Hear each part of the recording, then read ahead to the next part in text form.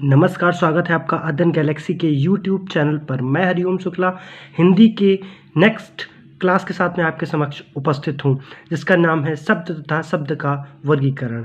आप सभी को बताते हुए काफ़ी हर्ष का अनुभव हो रहा है कि हमारा एक ब्लॉग भी है जो अध्ययन गैलेक्सी के नाम पर गूगल पर आप सर्च कर सकते हैं और हमारे स्टडी मटेरियल को आप वहां से डाउनलोड कर सकते हैं।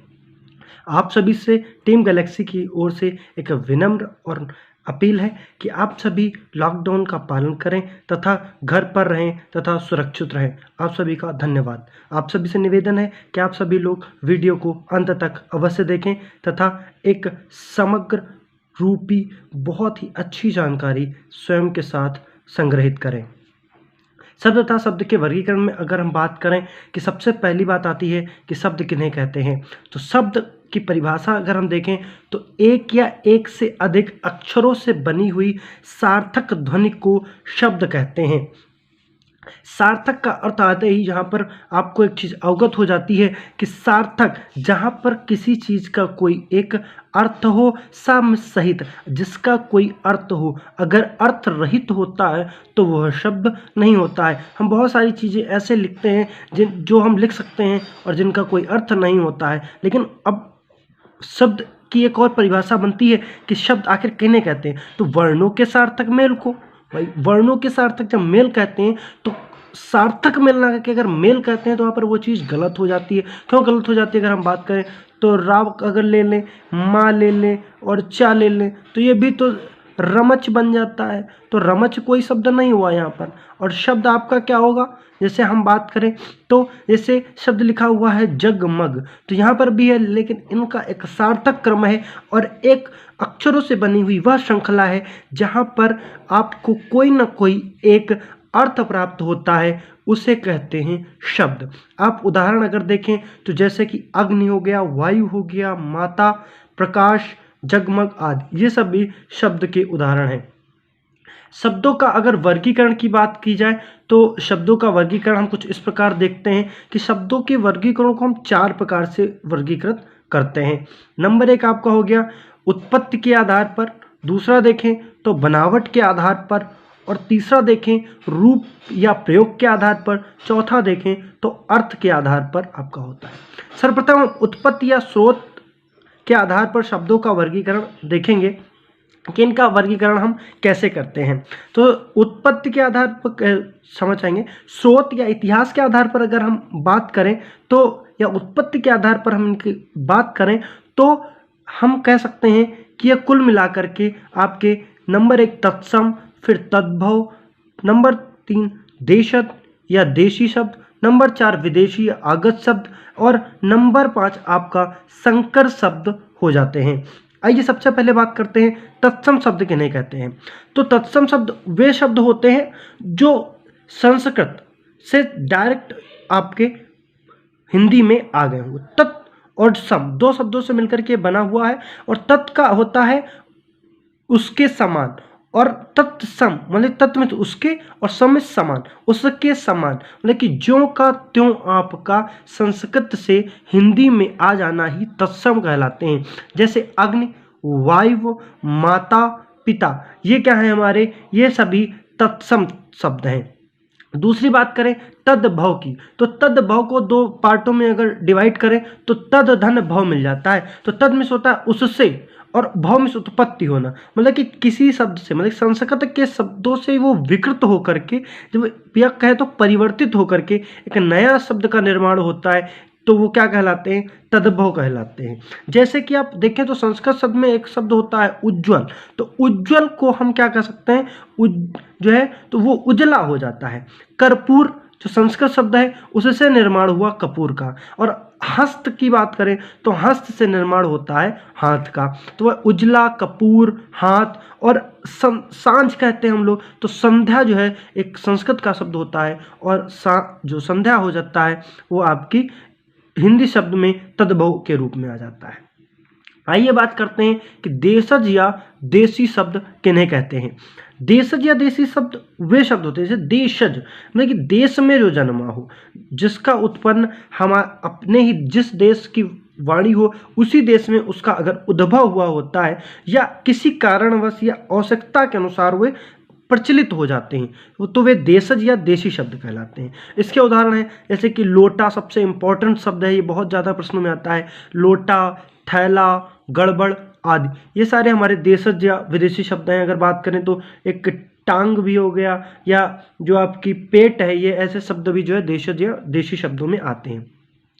विदेशी या आगत शब्द कौन से होते हैं? विदेशी या विदेशी में ही अगर आप जाने तो आगत, आगत में होता है आ, मतलब कि जो विदेश में जन्मा हो या जो कहीं से किसी दूसरी भाषा का शब्द हिंदी भाषा में प्रयोग किया हुआ हो। हमने कुछ नीचे कुछ महत्वपूर्ण शब्दों को और उनके किस भाषा के शब्द हैं, जैसे अरबी शब्द, अरबी भाषा के जो शब्द हैं वो देखते हैं, जैसे किताब, कुर्सी, खत, किस्मत, जहाज आदि। फारसी भाषा के देखें तो हजार, आबरू, आतिशबाजी, कारीगर, कुश्ती, गिरफ्तार आदि। अंग्रेजी शब्दों की बात करें तो अपील, कोर्ट, मजिस्ट्रेट, जज, पुलिस, स्वेटर, ऑफिस, स्टेशन आदि। ये सभी आपके परीक्षा की दृष्टि से काफ़ी महत्वपूर्ण शब्द हैं। आप इसको डाउनलोड करके या आप इसी के माध्यम से आप पेन और कॉपी साथ में लेते रहिए और इसको नोट करिए और इसको एक दो बार आप वीडियो को लगातार देखेंगे तो वहाँ से आप इनको बहुत आसानी से याद कर पाएंगे। कुछ प्रचलित अगर देखें तो कम प्रचलित है लेकिन इनके पूछे जाते हैं। जैसे एक शब्द है बहादुर। बहादुर शब्द जो है तुर्की भाषा का शब्द है, तुर्की भाषा का शब्द है आपका बहादुर, बहुत ही पूछा जाने वाला है। उसके बाद देखिए खच्चर शब्द है या लाश शब्द जो है वो तुर्की भाषा का शब्द है।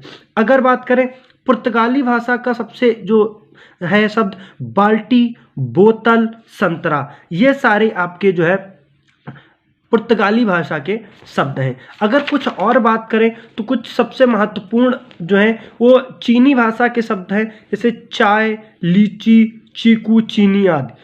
ये सभी क्या है हमारे चीनी भाषा के शब्द हैं। अगर कुछ और महत्वपूर्ण बात करें तो जो रिक्शा हो गया, ये बहुत पूछा जाने वाला है कि रिक्शा किस भाषा का शब्द है। तो रिक्शा जो है आपका वो जापानी भाषा का शब्द है। आइए आगे बढ़ते हैं, सब बात करते हैं कि संकर शब्द कौन से होते हैं। तो संकर शब्दों की परिभाषा अगर देखें तो दो भिन्न स्रोत, मतलब कि दो भिन्न जो भाषाओं से आए नए शब्द, जैसे दो भिन्न भिन्न भाषाएं हों और उनसे मिलकर के एक नई शब्द की व्युत्पत्ति होती है तो उन्हें हम कहते हैं संकर शब्द।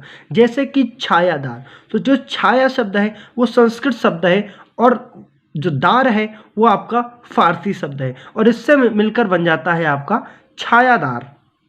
पानदान की बात करें तो पान आपका जो है वो हिंदी शब्द है, वो आपका हिंदी शब्द है और जो दान है आपका वो आपका फारसी का शब्द है, तो इससे आपका पानदान बन जाता है। अगर नाकाबंदी की बात करें तो नाकाबंदी आपका नाका हिंदी का शब्द है और बंदी आपका फारसी का शब्द है। इसी से एक बहुत ही इंपॉर्टेंट क्वेश्चन आता है रेलगाड़ी। रेलगाड़ी कैसा शब्द है? तो रेल जो है आपका वो अंग्रेजी भाषा का है शब्द है और जो गाड़ी है आपकी वो आपकी हिंदी भाषा का शब्द है। तो यहाँ पर रेलगाड़ी आपकी संकर शब्द हो जाता है। आगे बात करते हैं अगर रचना या बनावट के आधार पर। दूसरी है आपका प्रकार कि कैसे वर्गीकृत करते हैं। तो रचना या बनावट के आधार पर दूसरे बार हम इसको करते हैं, वो होते हैं आपके तीन प्रकार के होते हैं, रूढ़ शब्द, यौगिक शब्द और योग रूढ़ शब्द। तो रूढ़ शब्द क्या होते हैं? तो इनकी परिभाषा बनती है जिन शब्दों के सार्थक खंड ना हो सके और अन्य शब्दों के मेल से ना बने हों, उन्हें रूढ़ शब्द कह सकते हैं। या इनका एक और नाम होता है, इनको मौलिक या अयौगिक शब्द भी कहा जाता है। अगर हम बात करें, यहाँ पर एक शब्द लिखा हुआ है चावल। अगर चावल देखें तो चावल को अगर हम दो भाग में करें तो यहाँ पर चा धन वल, या अगर और बात करें तो चाव धन ला हो जाता है। अगर इस तो ये सभी इनके क्या होंगे, निरर्थक खंड हो जाएंगे। और इसी प्रकार से कि अगर हम किसी शब्द को विखंडित करते हैं, उनको अलग अलग करते हैं, तो उनके शब्द अगर अर्थविहीन हो जाएं तो वे रूढ़ शब्द कहलाते हैं। जैसे दिन, घर, मुंह, घोड़ा, चावल आदि, ये सभी रूढ़ शब्द के अंतर्गत आते हैं। आगे बात करें यौगिक शब्द कौन से होते हैं। तो यौगिक शब्दों की परिभाषा अगर देखें तो यौगिक का अर्थ आप सभी को पता होता है कि मेल से बना हुआ, उनका योग से बना हुआ अगर कोई शब्द है, दो शब्दों के योग से बना हुआ शब्द है तो यौगिक कहलाता है। अब वहां पर शब्दों का भी योग हो सकता है, दो या दो से अधिक अक्षरों का भी मेल हो सकता है। अब या तो एक वर्ण होगा और एक शब्द होगा, इनके मेल से शब्द बनेगा। जैसे बात करें अगर हम कि विज्ञान, तो विज्ञान में यहां पर वी अलग कर दें और ज्ञान अलग कर दें तो विज्ञान आपका एक शब्द बन जाता है। अगर सामाजिक की बात करें तो समाज में एक प्रत्यय मिला करके सामाजिक बन जाता है। विद्यालय की बात करें तो विद्या में आलय लगा दें तो विद्या का मतलब विद्या और आलय का मतलब घर, विद्या का आलय बन जाता है। यहीं पर राजपुत्र की बात करें तो जो राजा का पुत्र, यहाँ पर इसका हो जाता है। आगे बात करें योग रूढ़ की, योग रूढ़ शब्द कौन से होते हैं? अगर हम एक थोड़ी सी और बात कर लें यौगिक शब्दों में, तो यौगिक शब्दों की जो रचना होती है वो तीन प्रकार से होती है। नंबर एक, उपसर्ग से और प्रत्यय से और समास से इनकी रचना की जाती है। योग रूढ़ शब्दों की अगर हम बात करें तो ये वे यौगिक शब्द होते हैं कि ये यौगिक तो होते हैं परंतु इनका अर्थ रूढ़ हो जाता है, मतलब कि इनका जो है एक अर्थ विशेष अर्थ में प्रयुक्त होने लगता है। जब इनका यौगिक शब्द के रूप में होता है कि इसे पीतांबर की बात करें तो पीतांबर हो जाएगा कि पीत वस्त्र धारण करने वाले। तो यहाँ पर इसका शब्द का अर्थ तृतीयक के रूप में उद्गृत होता है या कहें तीसरे अर्थ के रूप में निकलता है। इसे नीलकंठ किसको कहा जाता है कि नीलकंठ शंकर जी को कहा जाता है। और जैसे जो जलज होता है, जल में जिसने जन्म लिया हो उसे जलज कहा जाता है। तो यहाँ पर योग रूढ़ से आप समझेंगे कि वह शब्द जिससे तृतीयक शब्द का या कहें कि इससे भिन्न अर्थ का निर्माण हो वो योग रूढ़ हो जाते हैं। यहाँ पर आपको बताएं कि लगातार जो है जो बहुब्रीहि समास के उदाहरण होते हैं वो योग रूढ़ शब्द से अत्यधिक जो है सम्मिलित रूप से मिलान करते हैं। आगे बात करें तृतीय रूप में कि रूप या प्रयोग के आधार पर किस प्रकार से वर्गीकृत करते हैं, तो सबसे इंपॉर्टेंट बात करें तो आ जाती है कि दो प्रकार से इनको बांटते हैं, एक विकारी शब्द और एक अविकारी शब्द। अब बात करते हैं विकारी शब्द किसे कहते हैं, तो वे शब्द जिनमें लिंग, वचन व कारक के आधार पर मूल शब्द का रूपांतरण हो जाता है वे विकारी शब्द कहते हैं। मान लीजिए उदाहरण देते हैं कि कोई शब्द है और बात करते हैं, जैसे लिखा हुआ है कि बालिका पढ़ रही है। तो जब बालिका पढ़ रही है तो यहाँ पर या दूसरे उदाहरण की बात करें लड़का पढ़ रहा है, तो यहाँ पर लिंग परिवर्तन करना है तो लड़का पढ़ रहा है तो वहां पर बालिका पढ़ रही है। अगर वचन परिवर्तन करना है तो लड़का दौड़ रहा है तो फिर यहाँ पर लड़के दौड़ रहे हैं, या बालक पढ़ रहा है तो बहुत सारे बालक पढ़ रहे हैं। अगर बात करें कि लड़के के लिए आम लाओ या लड़के के लिए खान की सामग्री लेकर के आइए तो वहां पर लड़कों के लिए खाने की सामग्री लाइए। तो यहाँ पर जहाँ पर लिंग परिवर्तन हो, वचन परिवर्तन हो और कारक परिवर्तन हो, ये आपके विकारी शब्द कहलाते हैं। विकारी शब्द आपके अगर बात करें तो चार प्रकार के होते हैं, संज्ञा, सर्वनाम, विशेषण और क्रिया। अब अगर बात करें कि संज्ञा किसे कहते हैं, तो संज्ञा आप सभी को पता होता है कि किसी के नाम को या किसी के जो संज्ञा कहते हैं कि आप किसी का नाम हो, जैसे कि संज्ञा का अगर शाब्दिक अर्थ देखें तो संज्ञा का शाब्दिक अर्थ नाम होता है, ठीक है। अगर परिभाषा की बात करें तो किसी प्राणी, वस्तु, स्थान, भाव आदि का नाम ही उसकी संज्ञा होती है। और संज्ञा के प्रकार की बात करें तो संज्ञा के प्रकार आपके 5 प्रकार के होते हैं, व्यक्तिवाचक संज्ञा, जातिवाचक संज्ञा, द्रव्यवाचक संज्ञा, समूहवाचक संज्ञा और भाववाचक संज्ञा। ये हम एक संज्ञा का और इन विकारी शब्दों का और अविकारी शब्दों का सभी का अलग अलग लेकर के आएंगे और वहां पर विस्तृत रूप से आपको समग्र जानकारी दी जाएगी। विकारी शब्दों में अगर बात करें तो संज्ञा जो है राम, लड़का, नदी, शहर आदि ये सभी हमारी संज्ञा के अंतर्गत आते हैं। सर्वनाम किन्हें कहते हैं, तो सर्वनाम जिन शब्दों का प्रयोग संज्ञा के स्थान पर किया जाता है तो वे क्या कहलाते हैं, वे सर्वनाम कहलाते हैं। अब सर्वनामों की अगर हम बात कर लें यहाँ पर तो सर्वनाम कितने प्रकार के होते हैं, तो सर्वनाम कितने होते हैं अगर इनकी बात करें तो सर्वनामों की संख्या बहुत बार पूछी जाती है। तो सर्वनाम कुल मिला के आपके 11 होते हैं। और सर्वनाम के भेद की बात करें तो सर्वनाम के 6 भेद होते हैं। एक पुरुषवाचक सर्वनाम, एक आपका संबंधवाचक सर्वनाम, प्रश्नवाचक सर्वनाम, निजवाचक सर्वनाम, निश्चयवाचक सर्वनाम और आपका अनिश्चयवाचक सर्वनाम, ये आपके सर्वनाम के अंतर्गत आ जाते हैं। विशेषण की अगर बात करें तो विशेषण क्या कहलाते हैं? तो विशेषण शब्द से ही पता चलता है कि विशेष अर्थ बताए। तो संज्ञा या सर्वनाम की विशेषता जो बताते हैं शब्द, वे विशेषण कहलाते हैं। मैं एक यहाँ पर बताऊंगा कि यहाँ पर विशेषता बताएं या कमी बताएं, आप दोनों पर ध्यान देंगे, क्योंकि आप संज्ञा सर्वनाम दोनों की विशेषता की भी बात करेंगे और यहाँ पर कहीं कहीं पर आपकी कमी भी होती है, वहाँ पर भी विशेषण का प्रयोग किया जाता है। विशेषण के अगर देखें मूलतः 4 ही प्रकार होते हैं: सार्वनामिक विशेषण, गुणवाचक विशेषण, संख्यावाचक विशेषण और आपका परिमाण बोधक विशेषण। ये आपके 4 प्रकार के विशेषण होते हैं। अगर जैसे कि शब्द की बात करें, अच्छा, बुरा, नीला, पीला, भारी, मीठा आदि, ये सभी आपके विशेषण हैं। अगर आगे बात करें तो क्रिया किसे कहते हैं? बहुत ही इंपॉर्टेंट यहाँ पर हो जाता है कि जिस शब्द से किसी कार्य का होना या करना पाया जाए उसे क्रिया कहते हैं। जैसे कि आपका खेलना हो गया, कूदना, सोना, जागना, पीना या पढ़ना, लिखना, ये सभी आपकी क्रियाएं हैं। अगर क्रियाएं देखें तो क्रियाएं आपकी 2 प्रकार से बांटते हैं उनको, मूल धातु के रूप में और यौगिक धातु के रूप में। फिर रचना की दृष्टि से हम बात करते हैं तो रूढ़ क्रिया, यौगिक क्रिया आदि यहाँ पर हमारी ये क्रियाएं आती हैं। अगर नाम के आधार पर देखें तो यहाँ पर नाम धातु क्रिया, संयुक्त क्रिया आ जाती हैं।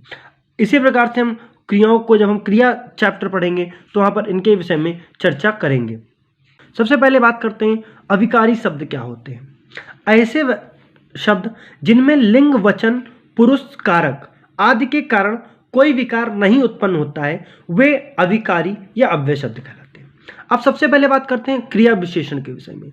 जो शब्द क्रिया की विशेषता बताते हैं उन्हें क्रिया विशेषण कहते हैं। अब अगर बात करें क्रिया विशेषण कितने प्रकार के होते हैं, तो क्रिया विशेषण मुख्यतः 4 प्रकार के होते हैं। एक स्थानवाचक, कालवाचक, परिमाणवाचक और रीतिवाचक। आगे बात करें तो नेक्स्ट बात करते हैं जैसे कि आज, कल, अब, कब, इधर, उधर। दूसरा अगर बात करें संबंध बोधक, तो संबंध बोधक की अगर हम बात करते हैं तो इसकी परिभाषा अगर देखें तो जो अव्यय किसी संज्ञा के बाद आकर उस संज्ञा का संबंध वाक्य के दूसरे शब्द से दिखाते हैं उन्हें संबंध बोधक कहते हैं। अगर इनके अगर देखें तो जैसे में, से, पर, के, ऊपर आदि शब्द कहलाते हैं। अगर हम अव्यय के भेद देखें तो ये इनको कई प्रकार से, जो संबंध बोधक अव्यय हैं उनको हम कई प्रकार से विभक्तिकरण करते हैं, जैसे कि कालवाचक, स्थानवाचक, दिशावाचक या कार्य कारण बोधक, विषयवाचक, भिन्नतावाचक आदि। अगर हम नेक्स्ट बात करें समुच्चय बोधक की, तो समुच्चय बोधक जो अव्यय होते हैं, सबसे पहले जानते हैं कि समुच्चय बोधक अव्यय किन्हें कहते हैं। कि 2 शब्दों, वाक्यांशों या वाक्यों को परस्पर जोड़ने वाले शब्द समुच्चय बोधक अव्यय कहे जाते हैं। अगर देखें तो ये कितने प्रकार के होते हैं? ये 2 प्रकार के होते हैं, एक समानाधिकरण और एक व्यधिकरण। इनके अगर उदाहरण देखें, और, परंतु, इसलिए आदि। नंबर 5 देखते हैं विस्मयादि बोधक। तो विस्मयादि बोधक कौन से होते हैं? तो विस्मयादि बोधक में आप जानते हैं कि विस्मयादि बोधक का अर्थ होता है कि विस्मय, जहाँ पर आपको आश्चर्य का भाव उत्पन्न हो, वे आपके विस्मयादि बोधक में आते हैं। जैसे हर्ष, शोक, घृणा आदि भाव आपके मनोभाव से उत्पन्न हो, जैसे हे राम, राम राम, या अल्लाह, हाय, अरे आदि। ये आप सभी के विस्मयादि बोधक के अंतर्गत आते हैं। अर्थ के आधार पर अगर शब्दों का वर्गीकरण देखें तो ये आपके निम्नतम 4 प्रकार के होते हैं: एकार्थी शब्द, अनेकार्थी शब्द, समानार्थी शब्द और विपरीतार्थी शब्द। अगर एक आर्थी की बात करें तो एक आर्थी शब्द से प्रायः तात्पर्य यह होता है कि जहाँ पर शब्दों का एक अर्थ निकले, जिन शब्दों का एक ही अर्थ होता है वे एक आर्थी कहलाते हैं। जैसे गंगा, पटना, राधा आदि, इन सभी का एक ही अर्थ होता है तो ये एक कहलाते हैं। अनेकार्थी शब्दों की बात करें तो जिन शब्दों के एक या एक से अधिक होते हैं अर्थ होते हैं तो वे क्या कहलाते हैं? अनेकार्थी शब्द कहलाते हैं। जैसे हार, कनक, कर अर्थ। और हार का देखें तो गले में जो माला पहनी जाती है उसे भी हार कहते हैं, पराजय को भी हार कहते हैं। कनक, कनक से कनक कनकते 100 गुनी, तो कनक कनक सोना और धतूरे को भी कनक कहते हैं। कर देखें तो कर आपका टैक्स भी होता है और हाथ को भी करते हैं। अर्थ, अर्थ में किसी कार्य का प्रयोजन भी होता है और धन को भी अर्थ कहते हैं। अगर बात करें फिर समानार्थी शब्दों की तो समानार्थी शब्दों को पर्यायवाची शब्द भी कहा जाता है। जैसे आकाश, सूर्य, बादल, जल, भूमि। तो आकाश में अगर देखें नभ, गगन, आसमान। बादल की बात करें अगर तो मेघ, जलद, वारिद। और सूर्य की बात करें रवि, भानु, भास्कर, दिवाकर। फूल की बात अगर जल की बात करें तो वारि, तोय। भूमि की बात करें तो भू, भूमि, धरा, वसुंधरा आदि आपके पर्यायवाची शब्द होते हैं। विपरीतार्थी शब्द की बात करें अगर तो जिन शब्दों का विपरीत अर्थ निकलता हो, उल्टा निकलता हो तो विपरीत या विलोम शब्द कहलाते हैं। जैसे जय, पराजय, मूक, वाचाल, देव, दानव, दिन, रात, पाप, पुण्य आदि। तो ये आपके शब्द तथा शब्दों के वर्गीकरण हैं। आप सभी का वीडियो को अंत तक देखने के लिए बहुत बहुत धन्यवाद। आपको अगर वीडियो अच्छी लगी हो तो कृपया लाइक, शेयर और चैनल को सब्सक्राइब अवश्य करें। आपका बहुत बहुत धन्यवाद।